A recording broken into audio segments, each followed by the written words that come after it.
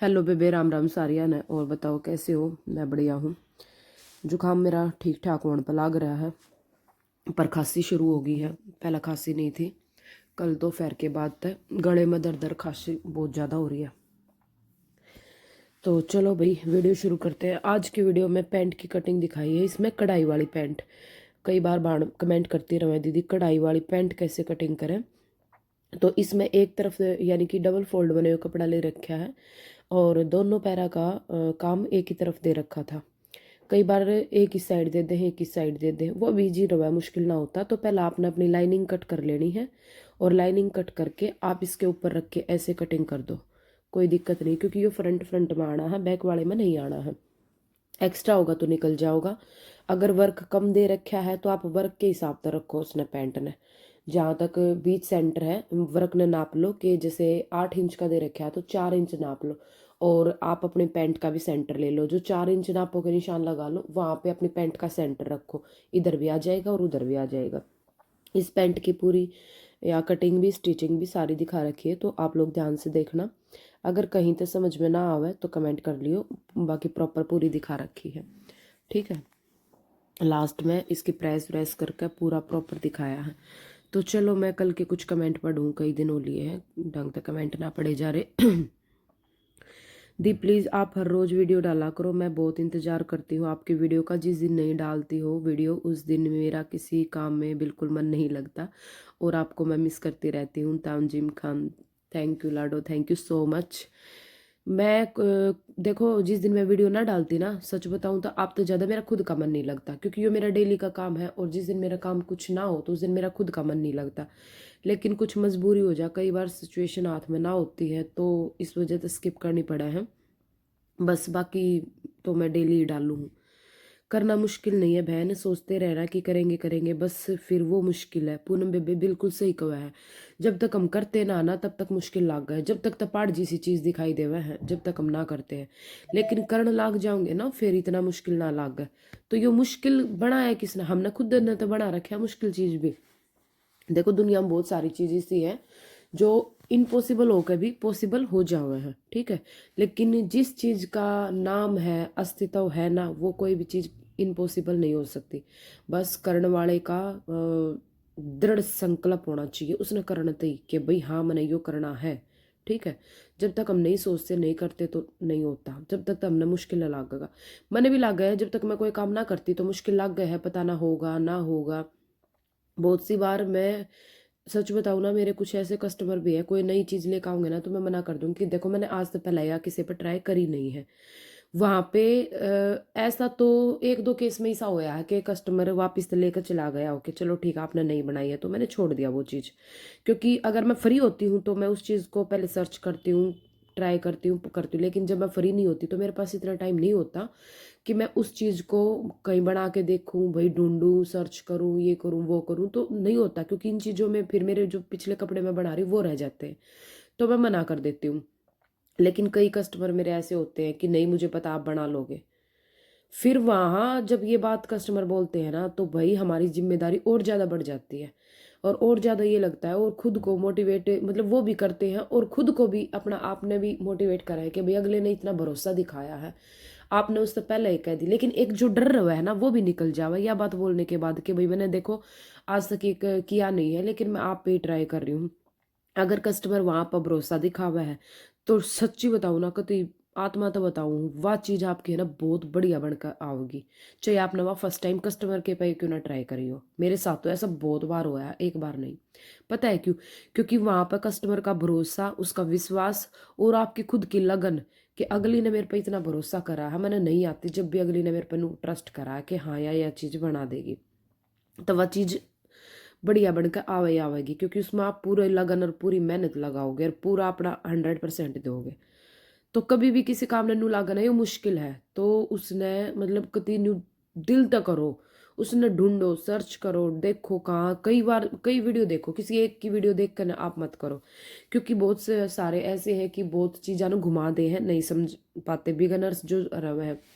देखो इब्जुकर मेरे जैसे है, मैं अपने आप ने फुल टैलेंटेड नहीं मानती हूँ, फुल मतलब एकदम तो परफेक्ट नहीं मानती हूँ। क्योंकि परफेक्ट तो मैं अपने आप ने नहीं कि मैं किसी ने भी ना मानती, परफेक्ट कोई है ही नहीं दुनिया में। ठीक है।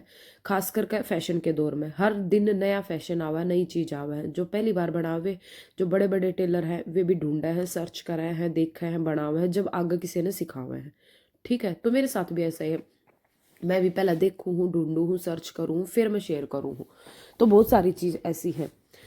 तो उन चीज़ा ना हम जब करे है ना तो मतलब मज़ा आवा है। कोई नई चीज़ करे है ना मैं मज़ा आवा है, लेकिन वो मज़ा भी जब है जब हमारे पास टाइम हो है।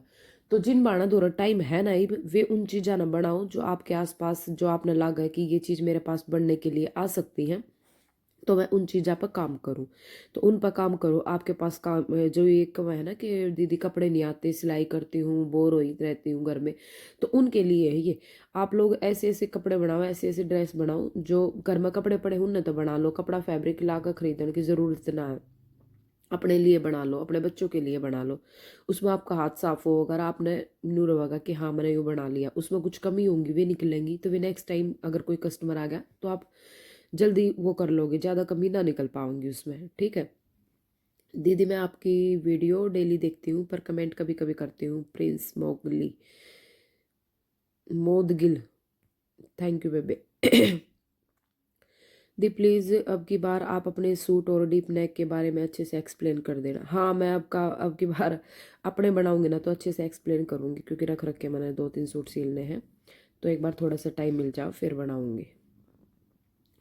हाँ दीदी, हर जगह पे सिलाई का काम बहुत है, मैं भी सिलाई करती हूँ और मेरा भी अच्छा चल रहा है। बस एक प्रॉब्लम है मेरी, मेरे से मॉर्निंग में उठा नहीं जाता, क्योंकि रात को तुरपाई करके सोती हूँ, इसलिए थक जाती हूँ। 7 बजे उठती हूँ, फिर 12 बज जाते काम करते करते।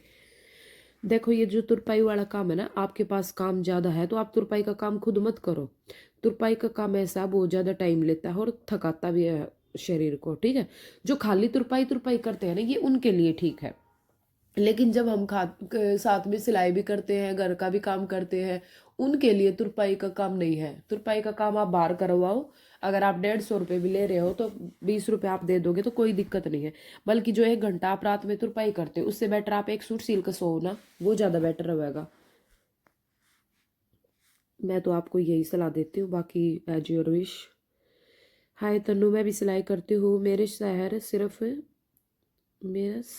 सिर्फ खाना ही देते हैं, मतलब ससुराल वाले शोर। अच्छा, खाना ही देते हैं घर में और बच्चों के लिए कुछ नहीं देते। मैं जो सिलाई करती हूँ वो सारी बच्चों की चीज़ों, कपड़ों और जूतों पर चल खर्च हो जाती है और पैसे बचते नहीं है। कोई सॉल्यूशन बताओ प्लीज़। देखो, सिर्फ खाना देते हैं, अगर वो अच्छा कमा रहे हैं तो गलत बात है, उनको अपने बच्चों के आपके खर्चे उठाने चाहिए। अगर उनकी इनकम कम है तो अगर वो किचन का संभाल रहे हैं और आप बच्चों का संभाल रहे हो तो भी ठीक है। और आपको लगता है कि उनकी इनकम अच्छी है लेकिन वो खर्च नहीं करते हैं इस चीज़ में कि अपने आप कर लेगी, तो वो बात गलत है। खर्चे तो उनको उठाने चाहिए।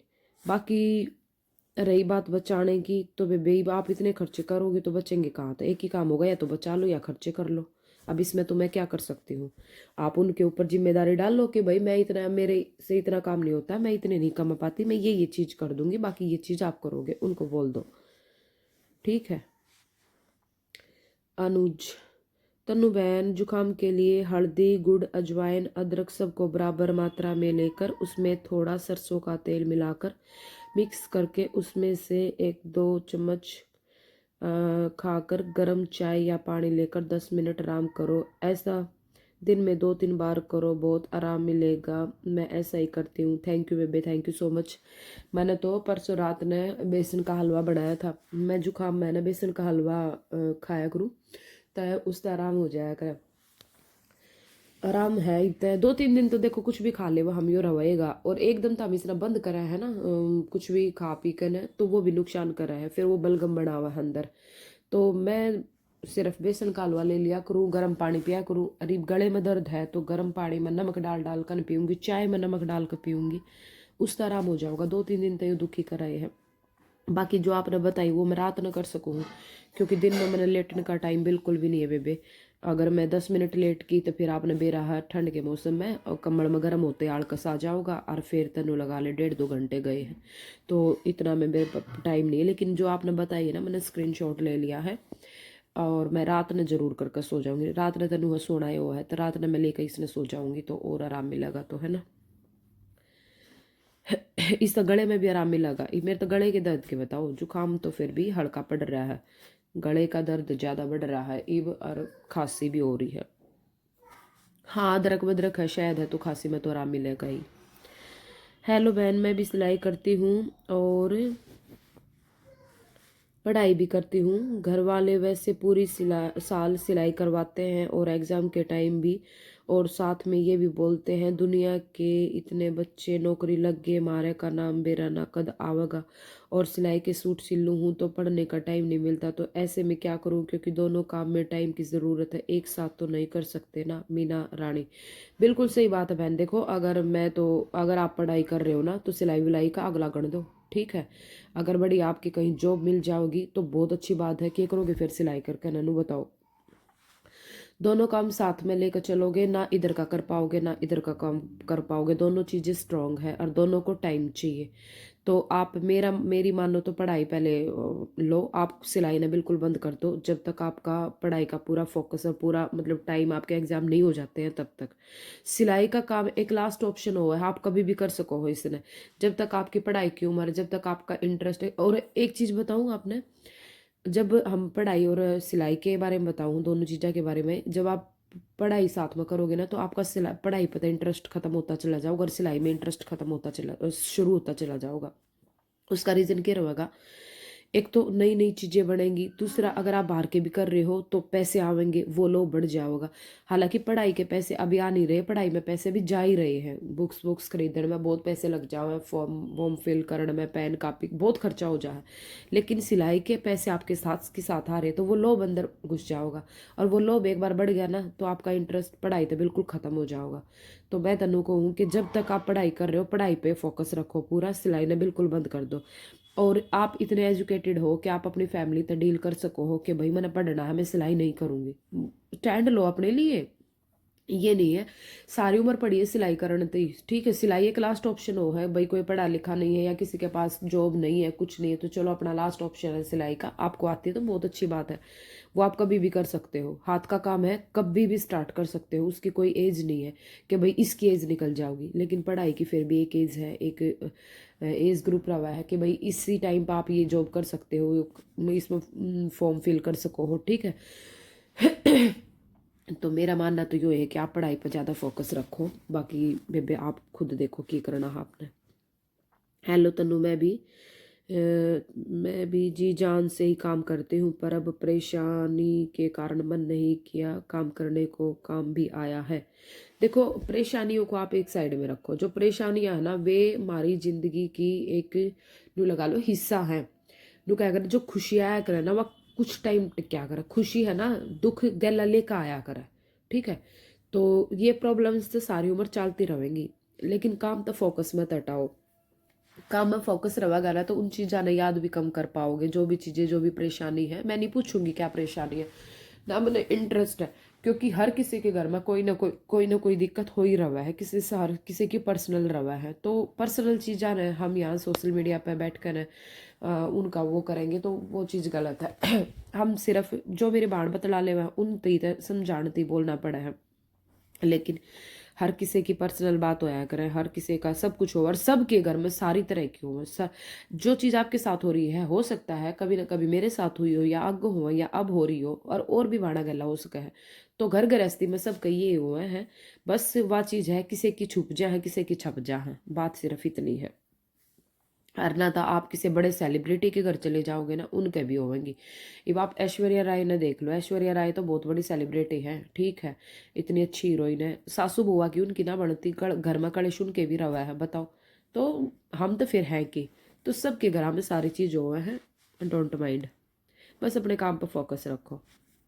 दिया, आप कुर्ती में स्लीव्स को फिटिंग देने के बाद अटैच करते हो, या यदि क्लाइंट को दोबारा फिटिंग करानी हो तो स्लीव्स भी दोबारा हटाते हो? नहीं, देखो जब हमने बाजू लगा के पूरा सूट रेडी कर दिया है, जैसे मैं लगाती हूँ, मैं पूरा सूट स्टिच करके उसके बाद बाजू लगाती हूँ। अगर क्लाइंट को चेस्ट से अंडरआर्म से थोड़ा बहुत टाइट है तो वहीं से हम उसको थोड़ा सा बाजू खोलेंगे और थोड़ी सी फिटिंग खोलेंगे और वहीं से उसको लूज करके ठीक कर देंगे, ठीक है। सिर्फ इतना ही होगा। बाजू आगे से लूज है टाइट है या बीच से है तो आगे आगे की होगी, पीछे जाने की ज़रूरत ही नहीं है। आप शायद ऐसे करते हो कि जैसे रेडीमेड कुर्ती में आती है, बाजू को खुली लगाते हो और फिर उसके ऊपर से बाजू से लेकर हिप तक सीधी फिटिंग लगा देते हो। मैं ऐसा नहीं करती हूँ, ना मुझे ऐसा अच्छा लगता है। उसका रीज़न क्या होता है कि वो जब हम हाथ ऊपर करते हैं ना तो पूरा का पूरा सूट ऊपर उठता उठता है, नीचे से लेकर ऊपर तक।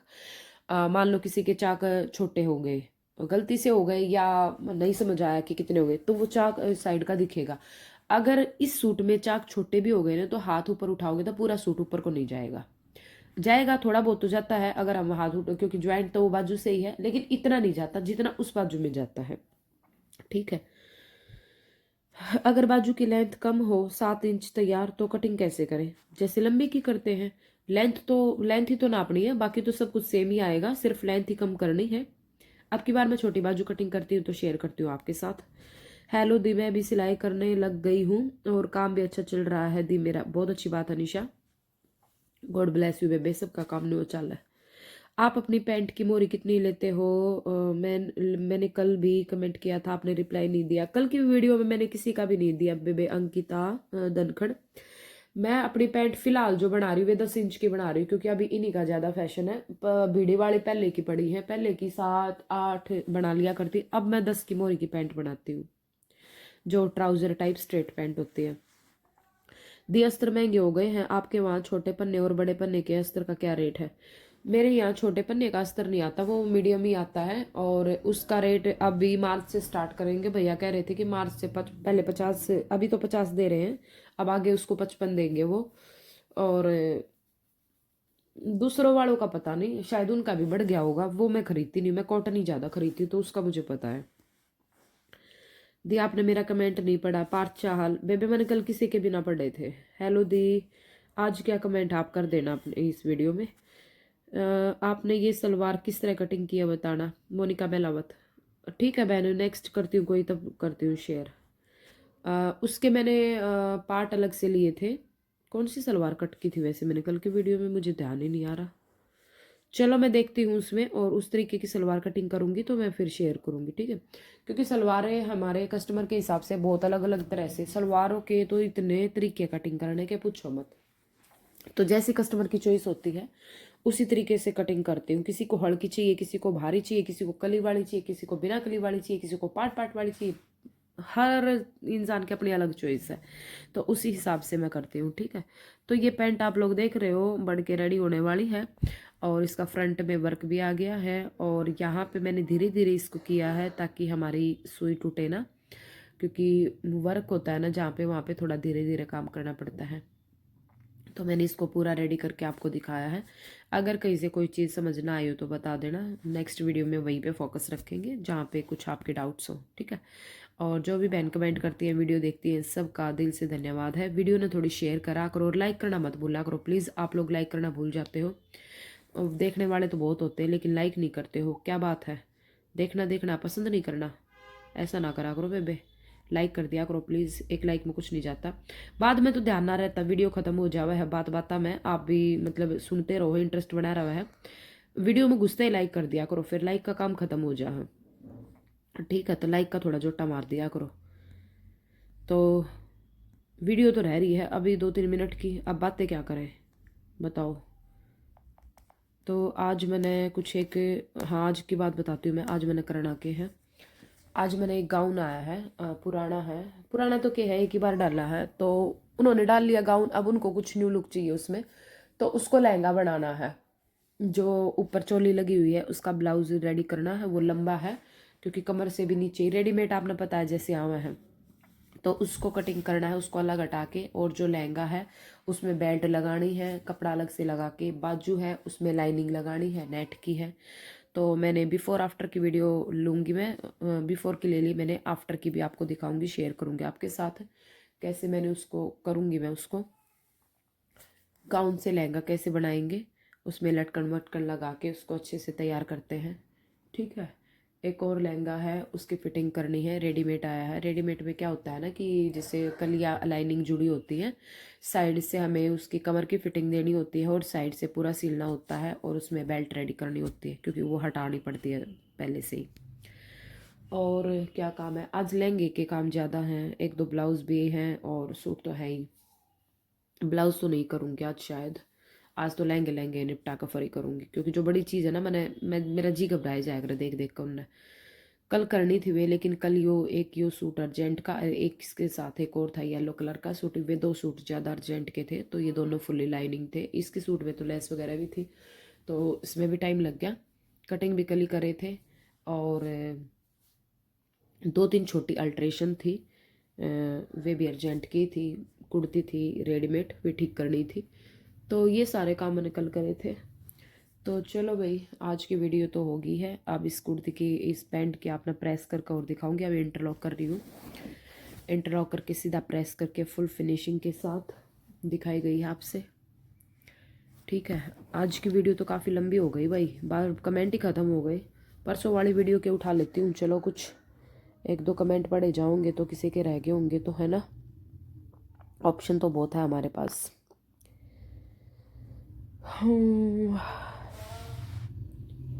इसके तो कमेंट हो ही गए थे, नीचे के रह गए थे कुछ। 1 मिनट। मीशो में 150 रुपये में लाइट मिल जाएगी, वो मशीन पर लगा लो। बेबे जोन सी तो मैं उसकी लाइट को थी ना जो मशीन में फिट हुआ है, टॉर्च, तो वो मीशो पे 150 रुपये की मिला है, आप लोग वहाँ से मंगवा सकते हो। हाँ सिस्टर, मिल तो जाती है, क्या वो सही से फिट हो जाती है मशीन पर काम करते हुए? वो हिलती तो नहीं है, प्लीज़ रिप्लाई। आप इस टाइप की लेना, कल की वीडियो में मैंने लिंक डाल रखे हैं उस लाइट के, वहाँ पे देखना, वो स्पेशली मशीनों के लिए ही है, तो उस टाइप से कुछ देख लेना, ठीक है। हेलो तनु बहन, सर्वाइकल पेन होने लग गया है बहुत, सिलाई करते हैं, करते करते कैसे ठीक होगा? एक ब्लाउज 1 घंटे में सिल देती थी डिज़ाइन में, और अब सिंपल 35 से 40 मिनट में, पर अब 2 घंटे सिलते हैं सिंपल और डिज़ाइन के, तो पूछो मत, सर्वाइकल पेन बहुत ज़्यादा हो रहा है, प्लीज़ फास्ट रिप्लाई। बेबे मेरा तो खुद हो रहा है, मैं क्या बताऊँ। एक्सरसाइज करा करो।